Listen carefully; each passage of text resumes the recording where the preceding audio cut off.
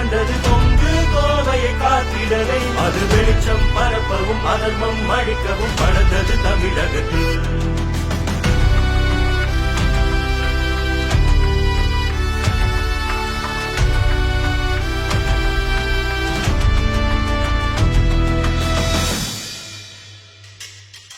தனி ஒரு சிப்பாய் போர்க்களம் நுழைந்தான் அரசியல் ஆயுதம் ஏந்தி.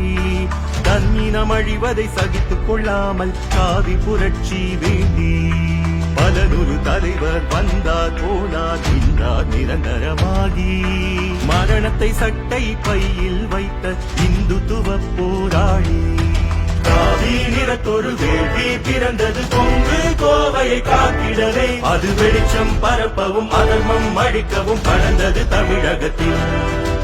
காவி நிறத்தொரு வேள்வி பிறந்தது பொங்கு கோவையை காத்திடவே. அது வெளிச்சம் பரப்பவும் அதர்மம் அழிக்கவும் படர்ந்தது தமிழகத்தில்.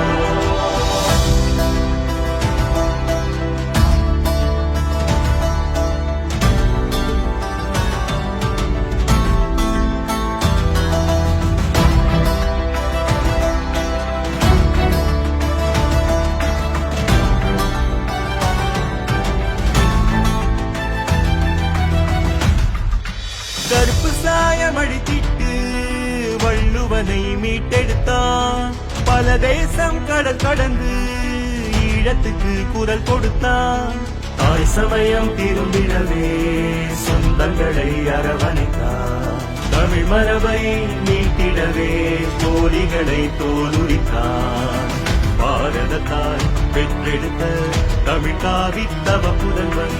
இந்து தர்மத்தின் காவலனாய் வாழ்ந்திடும் எம் தலைவன்.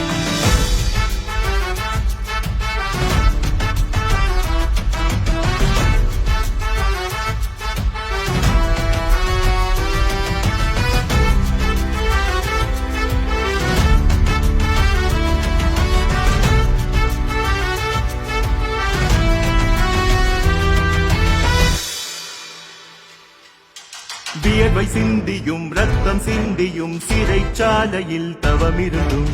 நெருப்பில் பூத்திட்ட மலரை போலவே உதிரம் சிந்தியே பூரிக்கும். நாம் இழந்த பெருமையும் மறந்த மரபையும் மீட்டெடுத்திட உழைத்திட்டு. பல நூறு தலைமுறை தாண்டி வாழ்ந்திட இந்து தர்மத்தை உயர்த்திட்டார். தமிழ்நாடு சூழ்ந்திட்ட இருளை விரட்டவே தன்னை தானையே எரித்தவர் யார்? பகைவர் 100 பேர் அணிதிரண்டிட அஞ்சிடாத அர்ஜுன் சம்பத்.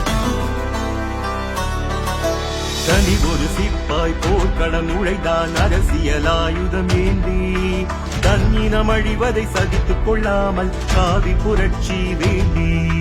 காவி நிறத்தொரு வேள்வி பிறந்தது பொங்கு கோவையை காத்திடவே. அது வெளிச்சம் பரப்பவும் அதர்மம் அழிக்கவும் படர்ந்தது தமிழகத்தில்.